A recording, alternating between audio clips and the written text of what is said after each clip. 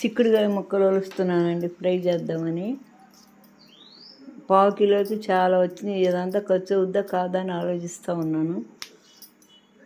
సరేలే ఉడకబెడదాం, ఉంటే రేపటికైనా ఉంటుందిలే అని మొత్తం ఇరిచేసి కూరకి వేసానండి. బాగా ఇగో చాలా వచ్చినాయి.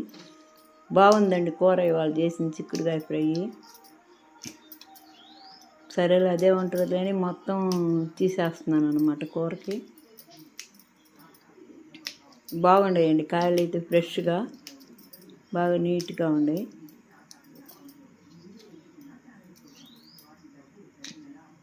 నిన్న పప్పుచారు పెడితే పప్పుచారు ఉండేయండి. దానికి తోడు ఈ ఫ్రై చేసుకుందాంలే అని ఇక ఇచ్చేసాను.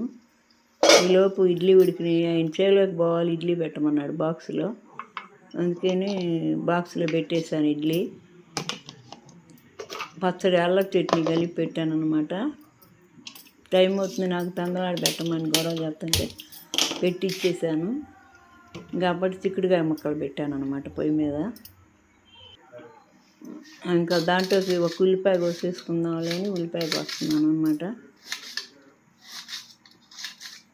చిక్కుడుకాయ ఫ్రైలోకి ఆ ఉల్లిపాయ సన్నగా కోసి పెట్టుకొని అందులో ముక్కలు ఉడికినాయండి. వడేసేసాను. బెజ్జాల ప్లేట్లో వడకట్టాను అనమాట, బాగా శుభ్రంగా ఆరిపోతాయని. ఈలోపు తిరగమాతకు బండి పెట్టుకున్నాను. బండి పెట్టుకొని కొద్దిగా నూనె వేసుకున్నాను. అడుగునుందండి కొంచెం, మొన్న ఏదో వండాను ఆ గసుకు వచ్చింది. శనగపప్పులు వేసుకున్నాను ముందు కొంచెం తిరగమాతకి. శనగపప్పు, ఆవాలు,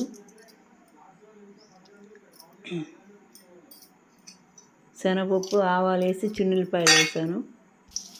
చిన్నులపాయలు వేసి కరివేపాకు కూడా వేసానండి. పట్ట ఉల్లిపాయ ముక్కలు వేసుకున్నాను ముందు.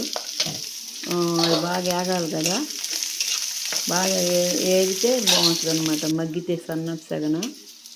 ఈలోపు చిన్నులపాయలు కొంచెం కారం వేసి చిన్నులపాయ కారం లాగా తయారు చేసుకున్నాండి. అది వేస్తే బాగుంటుందని ఫ్రైలోకి. జీలకర్ర, చిన్నులపాయలు, కొత్త కారం అనమాట, బాగుంటుందని అది కొట్టుకున్నాను ఫ్రైలోకి. ఉల్లిపాయ కూడా వేగిందండి, అందులో వేసి తిప్పేసి చిక్కుడుకాయ ముక్కలు వేసుకున్నాను. సూపర్ ఉందండి కూర మాత్రం, టేస్ట్ భలే బాగుంది. బాగా తినబుద్ధి అయింది. వీడియో నచ్చితే లైక్ చేయండి.